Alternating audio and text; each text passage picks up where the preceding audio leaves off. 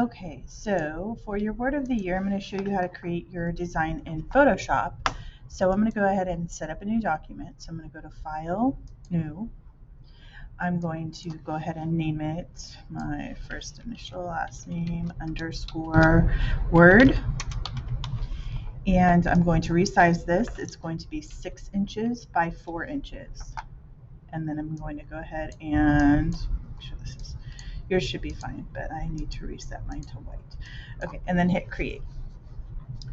All right, so remember in Photoshop, layers are the most important thing going on, right? You need to make sure to have them open. So if you don't see your layer panel, you're gonna go to Window, click on Layers, it's right here. If you don't have your toolbar open, that's gonna be down here at the bottom, and you also wanna have your option bar open.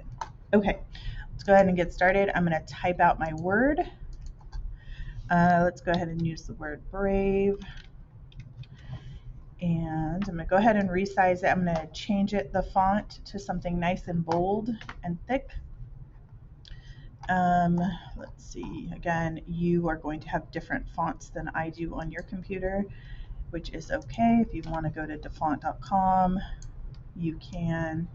Okay, so in Photoshop, in order to distort something, you have to hold Shift. I want to make this taller, so I'm going to hold the Shift key and drag from the middle little button, and that'll let me stretch my word out larger than, oops, a little too big, let me zoom out, larger than what it originally typed out in.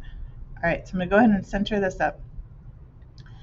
Now there's a couple ways you can do this. You can do this one letter at a time, so typing out B and then doing your effect, or just doing the whole thing on the entire word like I've written out here, and I'll show you both ways. So this way I'm going to go to File, or I'm sorry, to the Effects panel after I typed out my word, open up my blending options, and we went over this a little bit really quickly last year, at the end of the last year.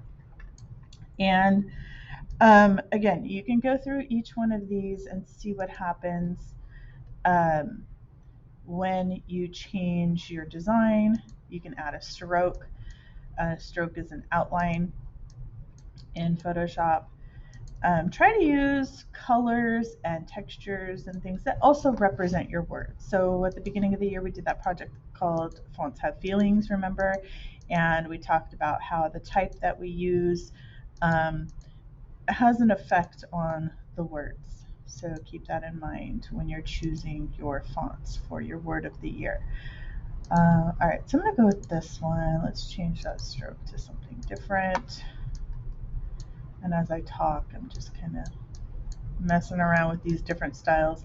I do want you to have a reason for why you're, maybe you adding a stroke or adding a gradient or a pattern overlay or something like that. So think about what you're doing. Make sure that it looks nice. I'm going to add a drop shadow or a bevel and then maybe a drop shadow. Let's see. Okay.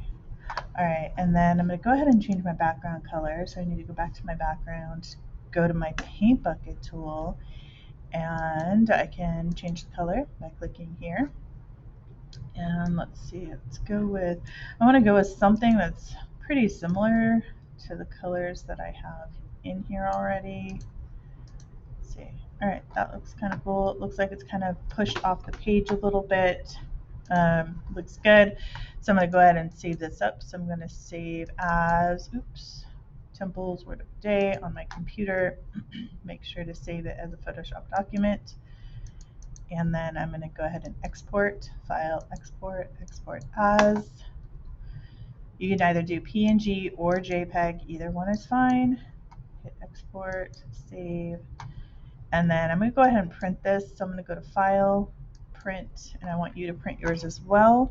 It brings up the print dialog, which looks like this. I'm going to change my printer to the ET8550. I want you to do the same. Yours may be rotated, that's okay.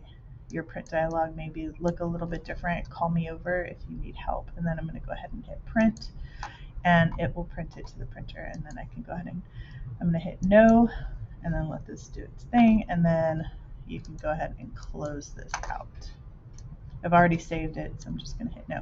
And then you're going to turn in your file to Google Classroom.